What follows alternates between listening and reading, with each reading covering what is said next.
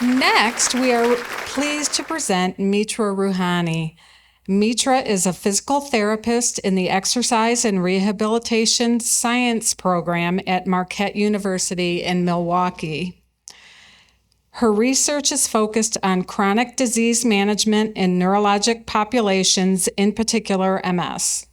Currently, she is investigating the extent and impacts of neuromuscular fatigue and pain in people with MS.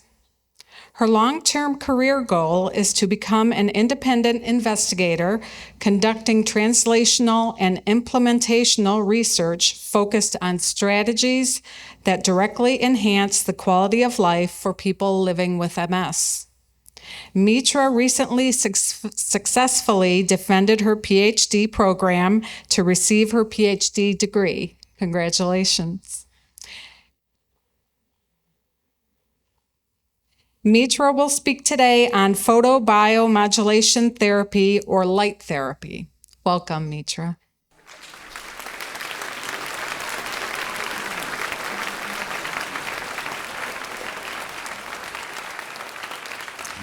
Hello, everyone. My name is Mitra, and thank you to Lori, Mindy. It's truly an honor to be here today to talk to you about photobiomodulation therapy in individuals with multiple sclerosis.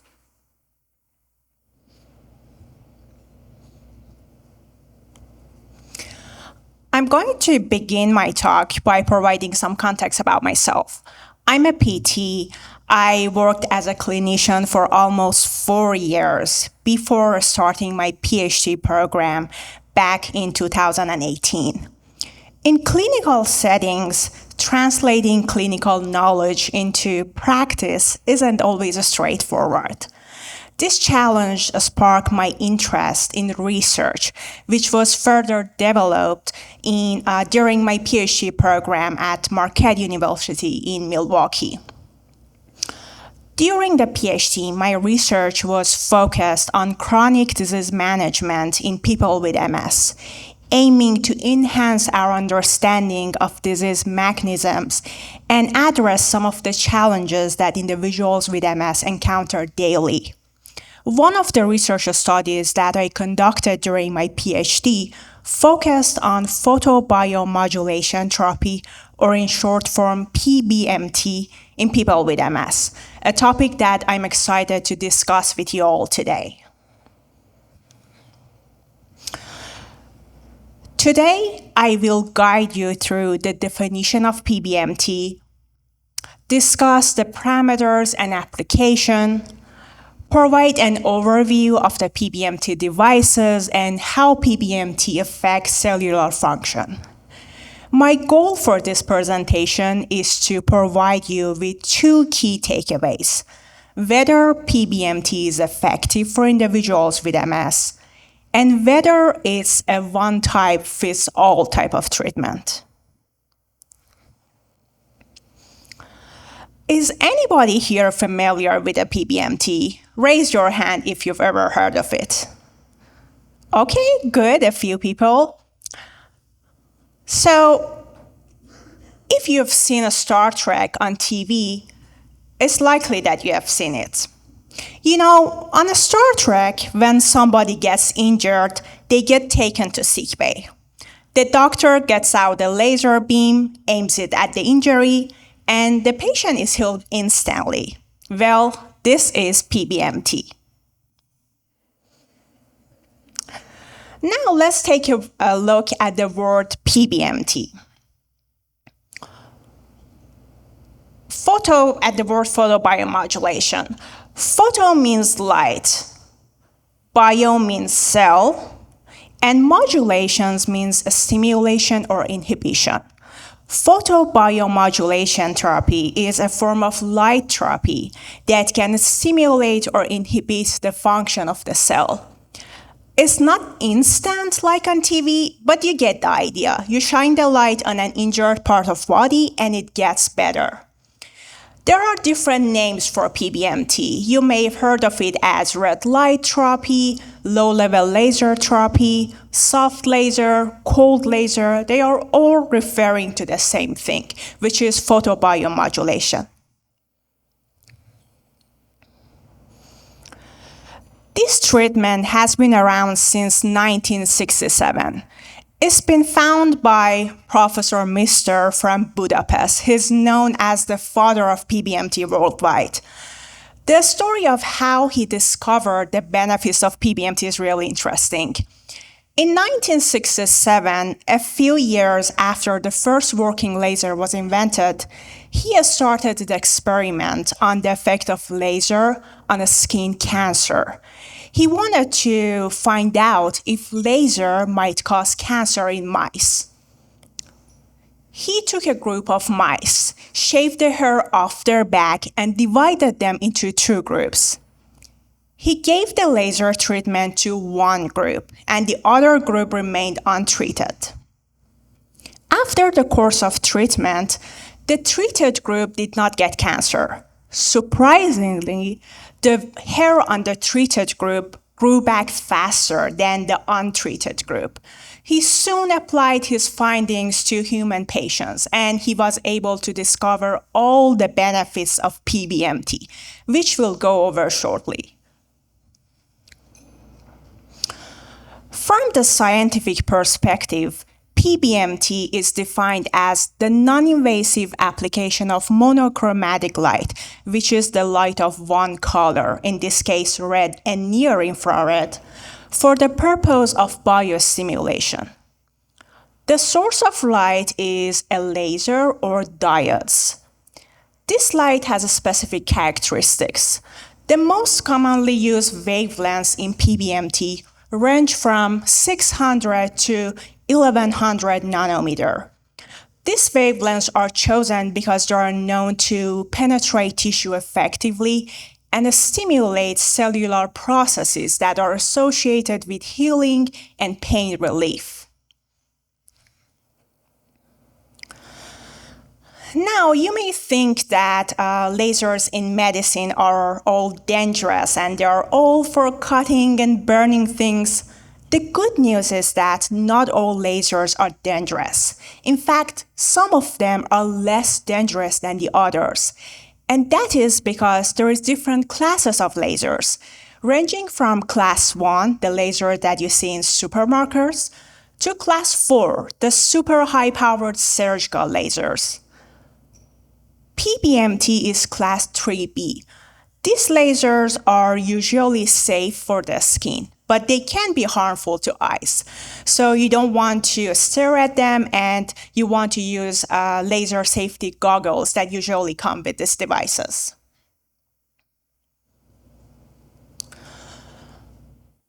The effectiveness of PBMT depends on specific parameters, utilizing the correct wavelengths, intensity, precise application to the targeted area, and appropriate duration and intervals are crucial. When these parameters align, they induce various positive effects, including tissue repair by increasing the speed and quality of healing. It can reduce inflammation, reduce swelling and edema, and it can also cause pain relief.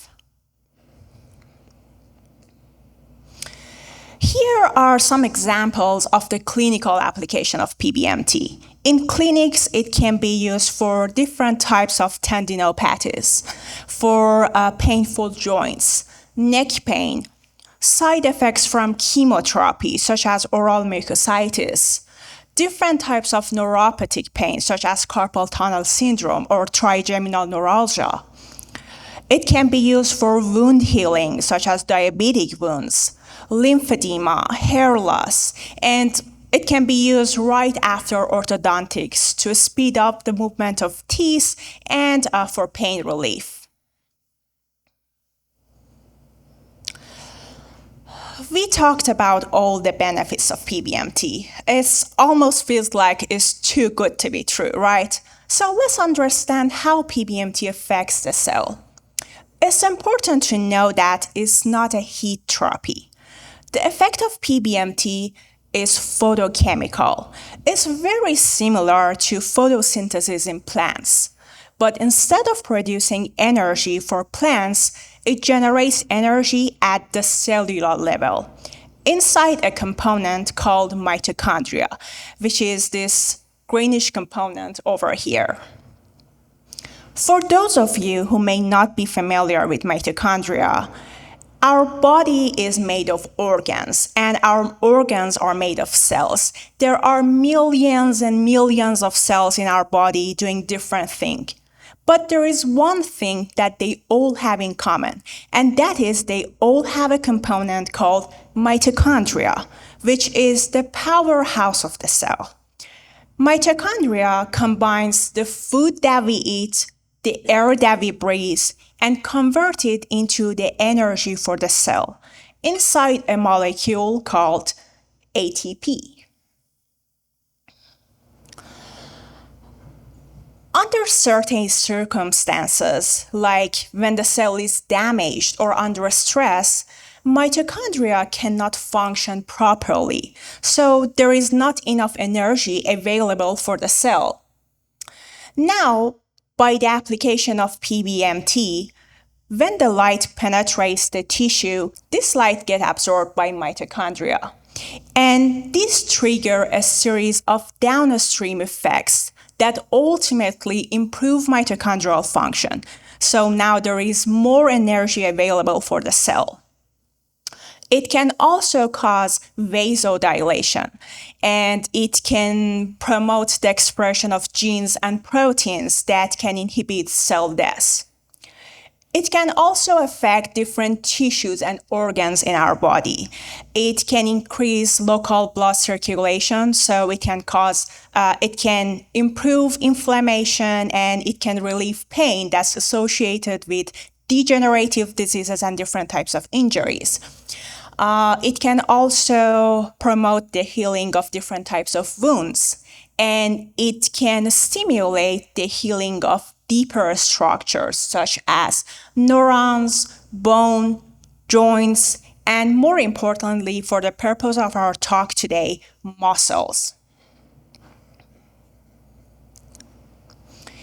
Before diving deeper into the impact of PBMT on muscular function, I'd like to show you some examples of PBMT devices and also give you a brief demonstration of how PBMT impacts, how we apply PBMT.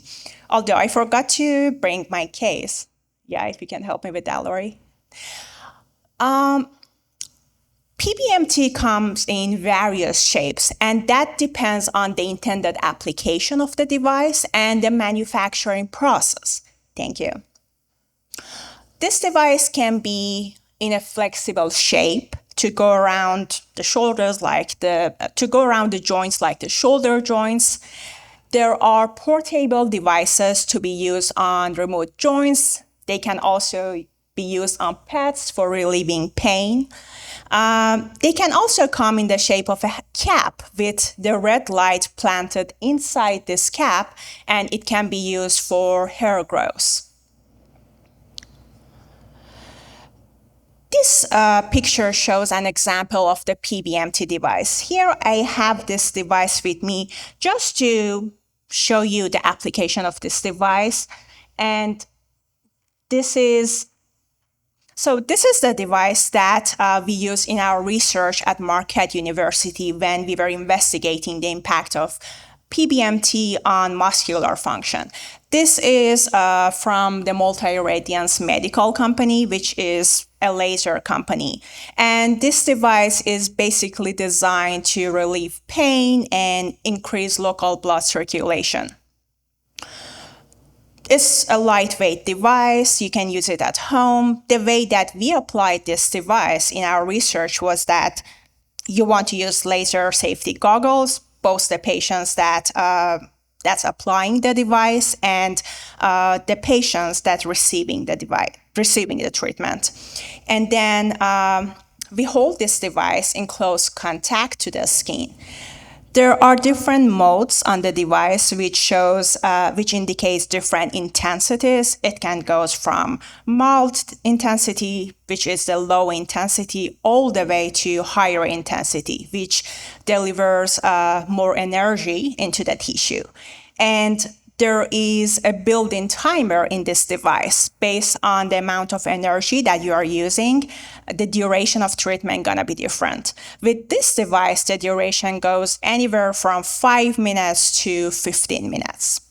Several clinical studies investigated the impact of PBMT on muscular function in non-disease populations and in athletes.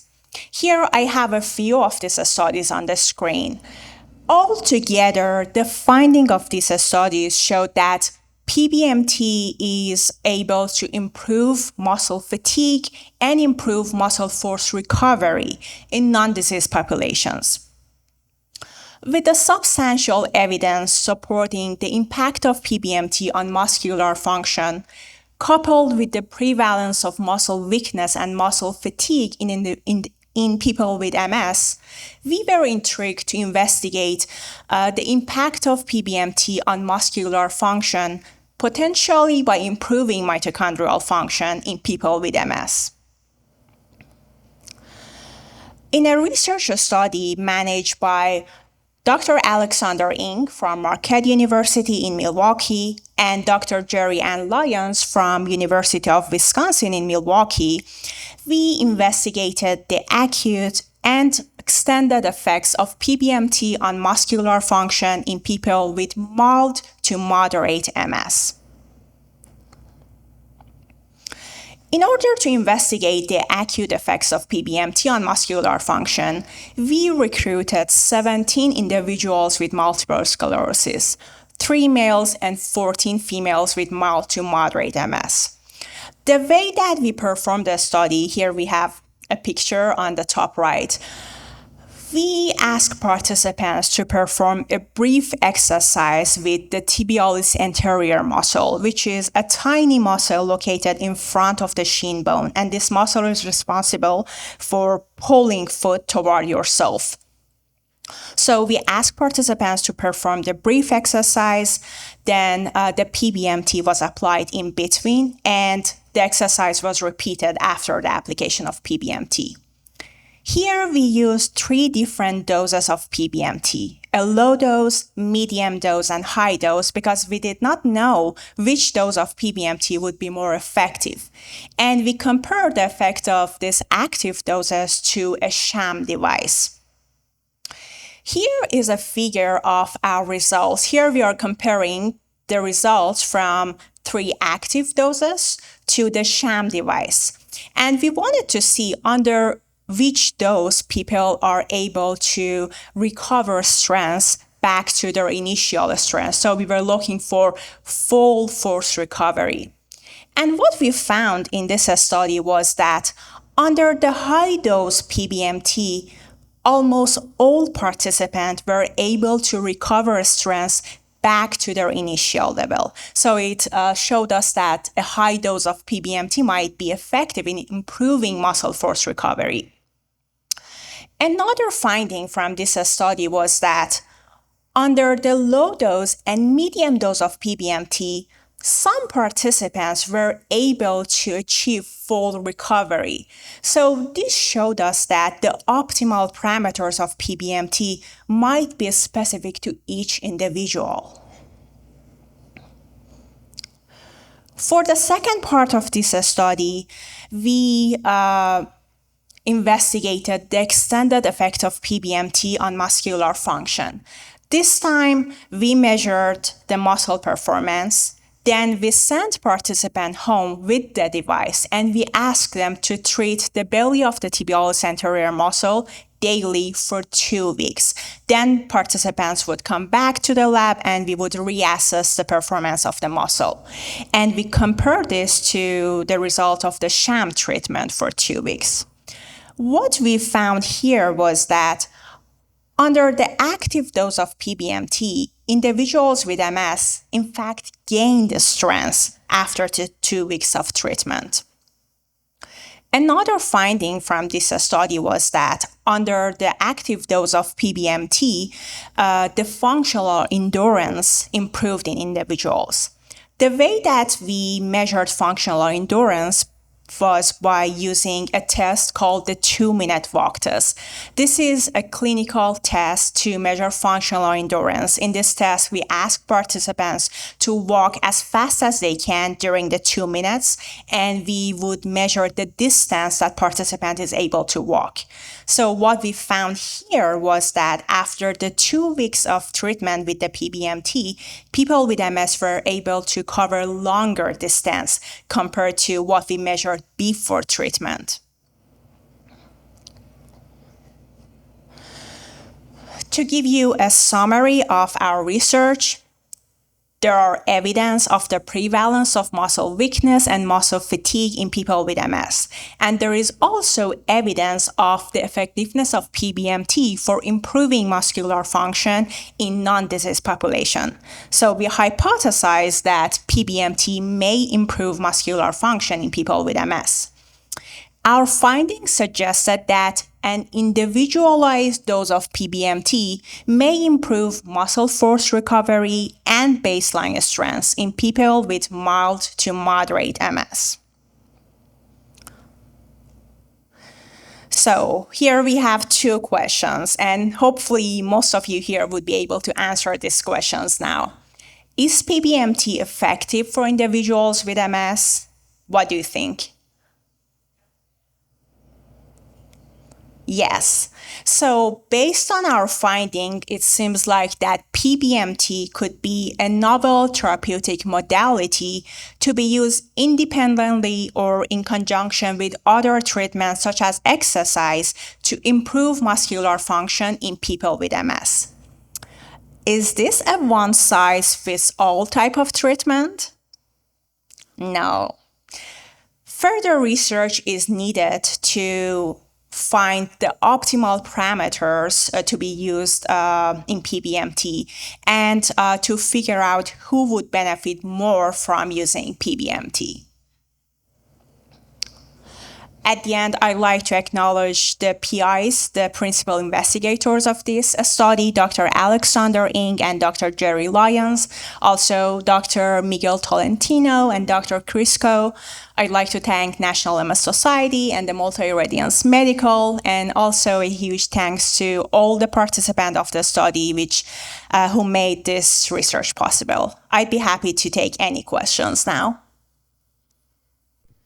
Thank you for a very informative talk. We appreciate it. Of course. Any questions? We have a question here.